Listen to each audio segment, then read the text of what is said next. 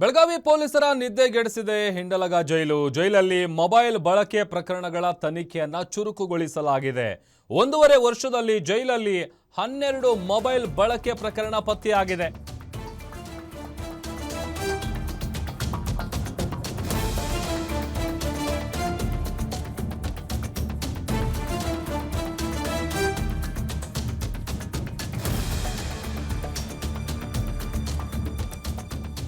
ಅಪರಾಧ ಮಾಡಿದಂಥ ಅಪರಾಧಿಗಳನ್ನು ಜೈಲಿಗೆ ಹಾಕಿದ್ರೆ ಮನ ಪರಿವರ್ತನೆ ಆಗಲಿ ಅಂತೇಳಿ, ಬಟ್ ಅಲ್ಲಿ ಐಷಾರಾಮಿ ಜೀವನ ನಡೆಸ್ಕೊಂಡು ಮೊಬೈಲ್ಗಳನ್ನು ಬಳಸ್ಕೊಂಡು ಆರಾಮಾಗಿರ್ತಾರೆ. ಬಟ್ ಈಗ ಬೆಳಗಾವಿ ಪೊಲೀಸರ ನಿದ್ದೆಗೆಡಿಸಿದೆ ಹಿಂಡಲಗ ಜೈಲು. ಯಾಕಂತಂದರೆ ಜೈಲಲ್ಲಿ ಮೊಬೈಲ್ ಬಳಕೆ ಪ್ರಕರಣಗಳ ತನಿಖೆಯನ್ನು ಚುರುಕುಗೊಳಿಸಿದ್ದಾರೆ ಅಧಿಕಾರಿಗಳು. 1.5 ವರ್ಷದಲ್ಲಿ ಜೈಲಲ್ಲಿ ಸುಮಾರು 12 ಮೊಬೈಲ್ ಬಳಕೆ ಪ್ರಕರಣ ಪತ್ತೆಯಾಗಿದೆ. ಜೈಲಲ್ಲಿ ಕಳ್ಳಾಟ ಪತ್ತೆಗೆ ಈಗ ವಿಶೇಷ ಪೊಲೀಸ್ನ ತಂಡ ಇಳಿದಿದೆ. ಪ್ರಕರಣವನ್ನ ಬಹಳ ಗಂಭೀರವಾಗಿ ಕಮಿಷನರ್ ಭೂಷಣ್ ಬೋರ್ಸೆ ಅವರು ತೆಗೆದುಕೊಂಡಿದ್ದಾರೆ. ತಾಂತ್ರಿಕ ಸಾಕ್ಷಿಗಳ ಮಾಹಿತಿಯನ್ನ ಪೊಲೀಸರು ಸದ್ಯ ಕಲೆ ಹಾಕ್ತಾ ಇದ್ದಾರೆ. ಒಬ್ಬನೇ ಆರೋಪಿ 28 ಮೊಬೈಲ್ ಬಳಸಿದ್ದೇ ಒಂದು ರೀತಿ ಪೊಲೀಸರಿಗೆ ಸವಾಲಾಗಿದೆ. ಉಗ್ರ ಸಂಘಟನೆಗಳ ಜೊತೆಗೆ ನಂಟಿರುವಂತಹ ಆರೋಪಿ ಜಯೇಶ್ ಪೂಜಾರಿ ಏನಿದ್ದಾನೆ, ಹಿಂಡಲಗ ಜೈಲಿನಿಂದಲೇ ಕೇಂದ್ರ ಸಚಿವ ನಿತಿನ್ ಗಡ್ಕರಿ ಅವರಿಗೆ ಬೆದರಿಕೆಯನ್ನು ಕೂಡ ಈತ ಹಾಕಿದ್ದ. NIA ತನಿಖೆಯಿಂದ ಜಯೇಶ್ 28 ಮೊಬೈಲ್ ಬಳಕೆ ಮಾಡಿರುವಂತಹ ಮಾಹಿತಿ ಬಹಿರಂಗ ಆಗಿತ್ತು. ಜೈಲಿನಲ್ಲಿ ಮೊಬೈಲ್ ಬಳಕೆ ಹಿಂದಿನ ಜಾಡನ್ನ ಹಿಡಿದು ಈಗ ತನಿಖೆಯನ್ನು ಚುರುಕುಗೊಳಿಸಿದ್ದಾರೆ ಪೊಲೀಸರು.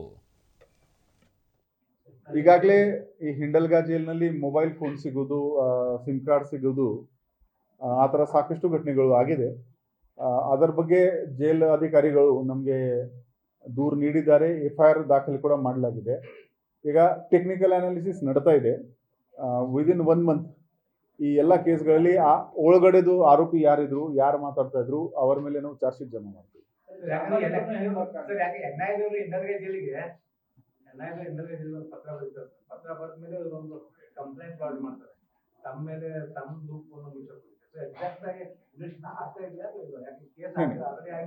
ಟೆಕ್ನಿಕಲ್ ಇನ್ವೆಸ್ಟಿಗೇಷನ್ ನಡ್ತಾ ಇದೆ. They are on the job. ಅರ್ಧ ಕೆಲಸ ಆಗಿದೆ, ನಾವು ಫರ್ದರ್ ಅರ್ಧ ಕೆಲಸ ಬಾಕಿ.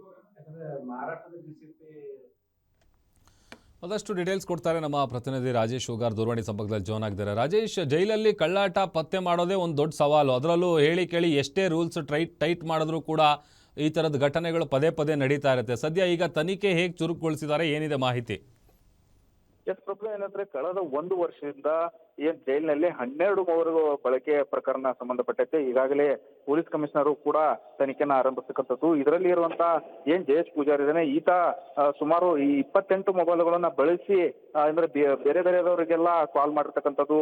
ಏನು ನಿತಿನ್ ಗಡ್ಕರಿ ಅವರು ಇವ್ರಿಗೂ ಕೂಡ ಬೆದರಿಕೆ ಹಾಕಿರುವಂತಹ ಪ್ರಕರಣದಲ್ಲಿ ಸಂಬಂಧಪಟ್ಟಂತೆ NIA ಕೂಡ ಈಗಾಗಲೇ 28 ಏನು ಮೊಬೈಲ್ಗಳನ್ನ ವಶಪಡಿಸಿಕೊಂಡು ತನಿಖೆಯನ್ನು ಆರಂಭಿಸಬಹುದು. ಅವರು ಕೂಡ ಕೆಲವು ಮಾಹಿತಿಗಳನ್ನ ಇಲ್ಲಿನ ಬೆಳಗಾವಿ ಪೊಲೀಸರಿಗೂ ಕೂಡ ಕೇಳ್ತಕ್ಕಂಥದ್ದು.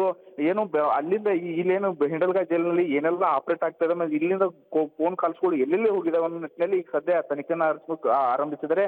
ಹೀಗಾಗಿ ಇದಕ್ಕಾಗಿಂತಾನೆ ವಿಶೇಷ ತಂಡವನ್ನು ಕೂಡ ಕಮಿಷನರ್ ಭೂಷಣ್ ಬೋರ್ಸೆ ಅವರು ಕೂಡ ಒಂದು ತಂಡವನ್ನು ರಚನೆ ಮಾಡಿ ಈಗಾಗಲೇ ಏನು ಒಳಗಡೆ ಎಲ್ಲಿ ಕರೆಗಳು ಹೋಗ್ತಾ ಇದಾವೆ ಆ ಭಾಗಕ್ಕೂ ಹೋಗಿ ಅಲ್ಲಿ ಅದನ್ನ ವೆರಿಫೈ ಮಾಡುವಂತ ಕೆಲಸಕ್ಕೂ ಮುಂದಾಗ್ತಾ ಇದೆ. ಯಾಕಂದ್ರೆ ಕಾಲ್ಗಳು ಎಲ್ಲಿ ಹೋಗಿದೆ, ಯಾಕಂತಂದ್ರೆ ಸಾಕಷ್ಟು ಅಕ್ರಮ ಚಟುವಟಿಕೆಗೆ ದಾರಿ ಮಾಡಿಕೊಂಡಿರುತ್ತೆ ಹಿನ್ನೆಲೆಯಲ್ಲಿ ಈ ರೀತಿ ಒಂದು ತಂಡವನ್ನ ರಚನೆ ಮಾಡಿ ಇದನ್ನ ಕಂಟ್ರೋಲ್ ತಗೋಬೇಕಂತಂದ್ರೆ ಸಾಕಷ್ಟು ಇಲ್ಲಿಂದ ಎಂತಂದ್ರೆ ಈಗ ಫೋನ್ ಬಳಕೆ ಒಳಗಡೆಯಿಂದ ಆದ್ರೆ, ಯಾಕಂದ್ರೆ ಒಳಗಡೆ ಇರುವವರೆಲ್ಲರೂ ಕೂಡ ಆರೋಪಿಗಳು ಇರ್ತಾರೆ. ಹಾಗಾಗಿ ಅವರು ಅಲ್ಲಿ ಬಳಕೆ ಮಾಡಿ ಹೊರಗಡೆ ಏನಾದರೂ ಬೇರೆ ರೀತಿ ಕುತಂತ್ರಕ್ಕೆ ಕೈ ಹಾಕಿದ್ರ ನಿಟ್ಟಿನಲ್ಲಿ ಸದ್ಯ ತನಿಖೆ ಕೂಡ ಮಾಡ್ತಾ ಇರ್ತಕ್ಕಂಥದ್ದು. ಪ್ರಭುದೇವ್,